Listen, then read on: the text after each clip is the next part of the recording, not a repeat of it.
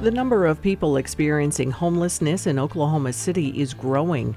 State lawmakers passed a bill that allows time for religious instruction off school campuses, and a state lawmaker settles a campaign finance case. This is the KGOU PM News Brief for Friday, May 31st. I'm Deborah Shar.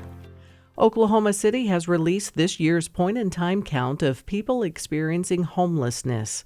The report showed about 1,800 people were homeless on the night of January 25th. That's an increase of nearly 400 compared to last year. The count found 474 people were considered chronically homeless, up 17% from the prior year.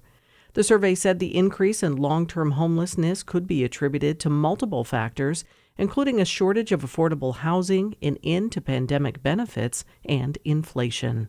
A link to the full report can be found on KGOU.org. The 2024 regular legislative session wrapped up a day ahead of today's scheduled end date.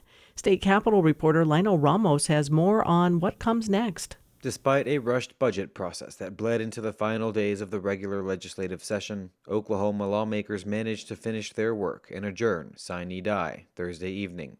Sine die translates to without day in Latin. In legalese, it means indefinitely. House Speaker Charles McCall says he would have liked to have seen an income tax cut pass into law this year, but acknowledged some highlights for the House. A lot of things have been accomplished this session. Law enforcement pay raises, glad that those got across. Yesterday you saw the Women's Bill of Rights legislation that completed its journey and is on the governor's desk. Grocery tax was the largest accomplishment of this session from a tax standpoint. Now, some lawmakers are shifting focus from legislating to running for re-election.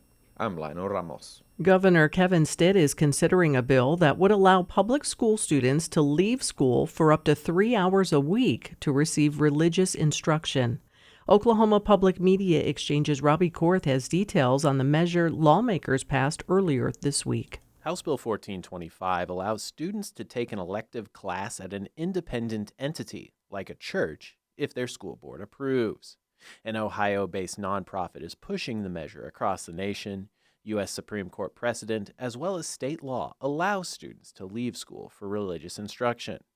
Critics argue, though, that the law is too vague and creates legal liability for schools. But Majority Floor Leader John Eccles argues it gives local governments control. Every single class would have to be approved by the school board, and there is a methodology to do it. They could say no. The measure is one of dozens advanced by lawmakers to Stitt this week as they try to beat legislative deadlines. I'm Robbie Korth. State Representative A.J. Pittman has settled a case with the Oklahoma Ethics Commission. She was accused of fraudulently spending nearly $18,000 in campaign funds.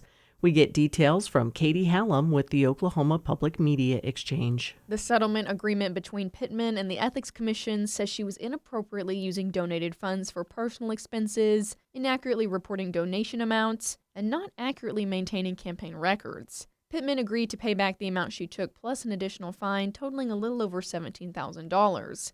The payments, made in 3 different installations over the next 2 years, will total $35,000. The representative for an Eastside Oklahoma City district first ran for election in 2018 and is seeking another term this year. I'm Katie Hallam. You can find more Oklahoma news on our website, kgou.org, and on the KGOU AM NewsBrief podcast. I'm Deborah Shar. Hi, it's Terry Gross, the host of Fresh Air. We bring you in-depth, long-form interviews with actors, directors, musicians, authors, journalists, and more. Listen to our Peabody Award-winning Fresh Air podcast from WHYY and NPR.